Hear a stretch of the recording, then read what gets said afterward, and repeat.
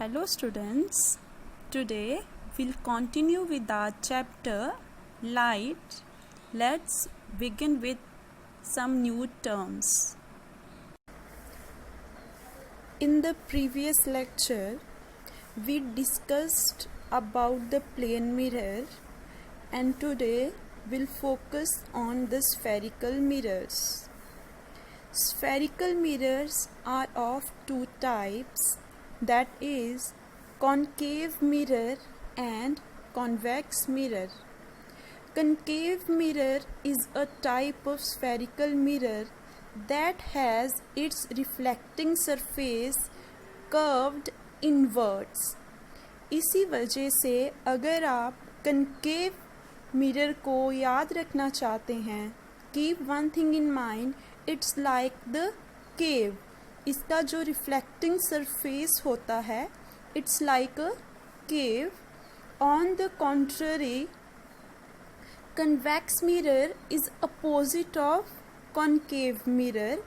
It is that spherical mirror that has its reflecting surface curved outwards, and there are some important terms that need to be explained in case of spherical mirror. Now we'll discuss these terms one by one. These are the diagrams of concave mirror and convex mirror.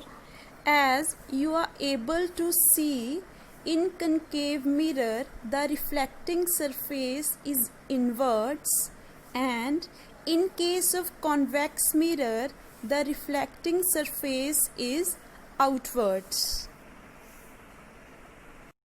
Now the various terms associated with spherical mirror. First of center of curvature, that is denoted by C.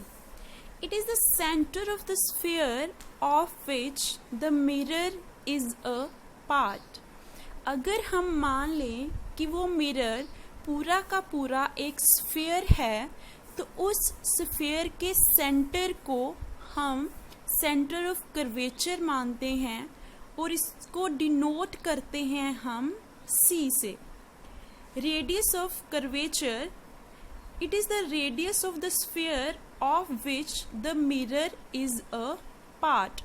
अगर कोई चीज़ sphere है तो हमें पता है उसमें एक radius भी होगा और उस रेडियस को हम रेडियस ऑफ कर्वेचर बोलते हैं.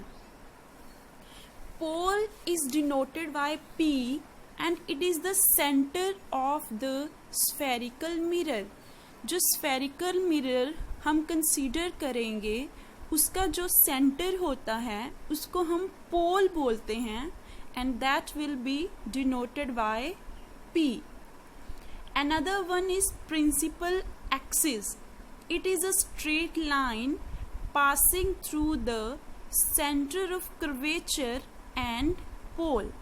जैसे हमने पढ़ा कि दो पॉइंट्स होते हैं, one is C and another is P. एक पैरेलल लाइन जो C को P से ज्वाइन करेगी, that will be known as the principal axis of the mirror. Now look at these diagrams. Here are two diagrams of convex mirror and concave mirror. If we consider the mirror as a sphere, then look at the center of curvature, pole that is denoted by P, principal axis XY passing through the points C and P. Similarly, in case of concave mirror, center of curvature denoted by C, radius of curvature, principal axis passing through the points C and P. Next important term is principal focus. First, focus of concave mirror. It is a point on the principal axis where all the rays parallel to the principal axis converge means अगर हम concave mirror लेते हैं and as we have studied about principal axis, centre of curvature and pole, अगर incident rays principal axis के parallel होती हैं तो concave mirror पे फॉल करने के बाद वो रिफ्लेक्ट बैक करके एक पॉइंट से पास करती हैं जिनको हम प्रिंसिपल फोकस बोलते हैं। और कॉन्केव मिरर के केस में बेसिकली प्रिंसिपल फोकस पे रिफ्लेक्टेड रेज आके कन्वर्ज करती हैं। इसी वजह से कॉन्केव मिरर को हम कन्वर्जिंग मिरर भी बोलते हैं। ऑन द कॉन्ट्ररी, अगर हम कॉन्वेक्स मिरर के केस में देखें तो कन्वेक्स मिरर पे जैसे ही रेज फॉल करती हैं तो वो रिफ्लेक्ट बैक कर जाती हैं, बट वो रिफ्लेक्टेड रेज कहीं पे भी मीट नहीं करती। बट अगर हम उस रिफ्लेक्टेड रेज को बैकवर्ड एक्सटेंड करते हैं तो हम देखेंगे that they appear to diverge from a point that will be known as the principal focus of convex mirror। जैसा हमने देखा कि convex mirror में जो reflected rays होती हैं वो मीट नहीं करती। अगर हमें उनको मीट कराना है तो हमें उसको बैकवर्ड एक्सटेंड करना पड़ेगा। इसी वजह से जो convex mirror का फोकस होता है that is virtual focus, but concave mirror के केस में reflected rays खुद ही एक पॉइंट पे आके कन्वर्ज कर रही थी।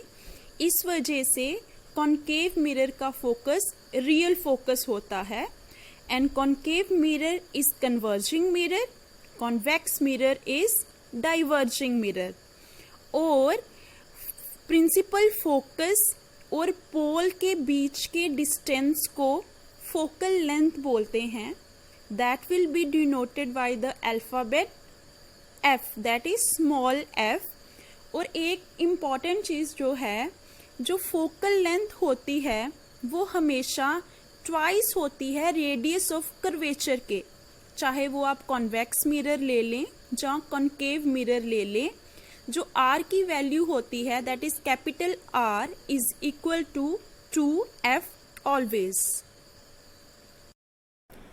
Here we'll discuss various rules for reflection of light through the spherical mirrors। But rules जानने से पहले आपको रिवाइज करना है कि स्फेरिकल केस में पोल क्या है, रेडियस ऑफ कर्वेचर क्या है, प्रिंसिपल फोकस क्या है, बिकॉज उसके बिना you won't be able to remember the rules.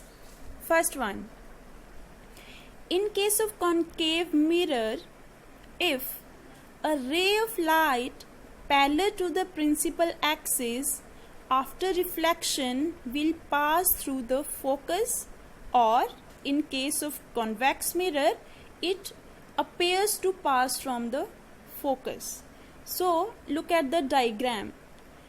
First rule बोलता है अगर इंसिडेंट रेडिएशन या इंसिडेंट रे प्रिंसिपल एक्सिस के पैरेलल होती है तो उस केस में रिफ्लेक्टेड रे हमेशा फोकस से पास करती है।